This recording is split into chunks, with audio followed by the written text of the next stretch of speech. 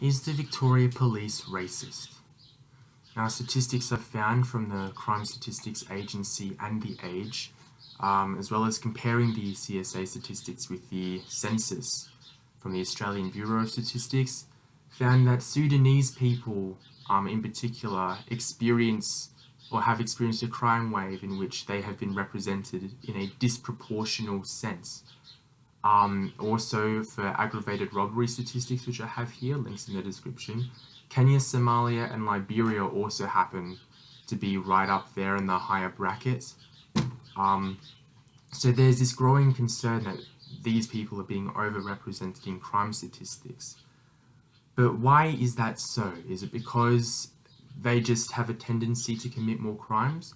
Or is it because the Victoria Police are racially profiling in their encounters with such people?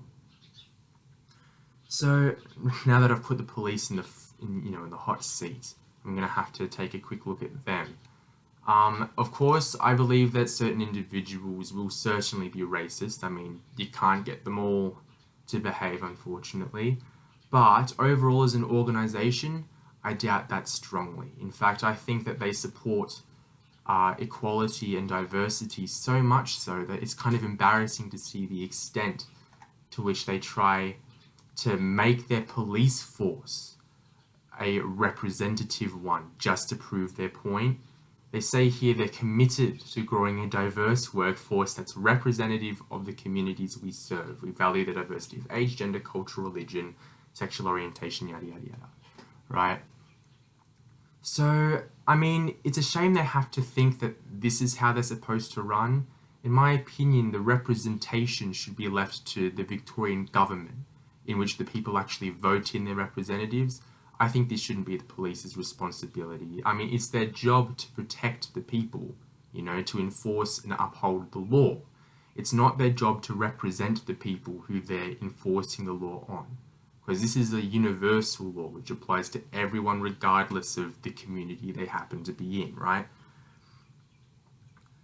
So if that's the case, could racial profiling happen? Maybe, but I don't think it's the organization's fault. So that leaves us to the immigrants themselves. Why are they doing crimes disproportionately, if that's the case? Well, I have some decent evidence which may suggest that they can naturally have a higher tendency to commit crimes, and that's because of something which ties together nations which have experienced similar crime waves in the past. Lebanon, Vietnam, Italy, for immigrants who've arrived in Victoria, and that's the presence of war.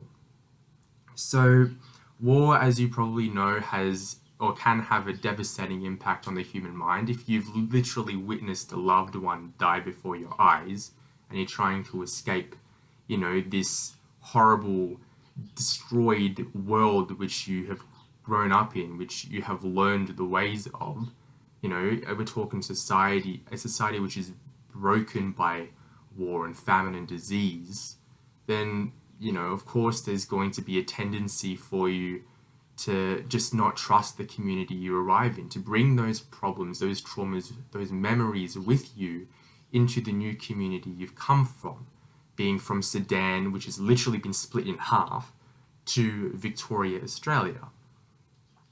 So I have more information which I'll post up for you, but basically I think we shouldn't consider these statistics to be a result of racial profiling, being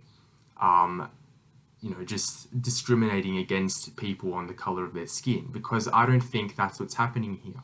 To an extent, maybe, but I don't think it's that bad that these statistics are wildly overrepresented. I think ultimately it's just the fact that these immigrants are coming from a really bad place. So, and they're not alone in this matter as well. This isn't related to race. I mean, if Italian immigrants have experienced a similar thing in World War II, I think as well the media might have an influence in it. I mean, they've been kind of adapting to the times as well, as we've seen mafia movies in the 50s during this time. So that would be my opinion on it. Thank you very much for watching as well.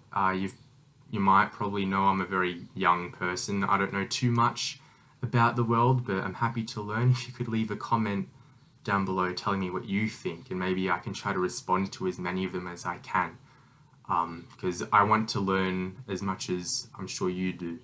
So thank you very much for seeing my video and watching it, and I'll see you around.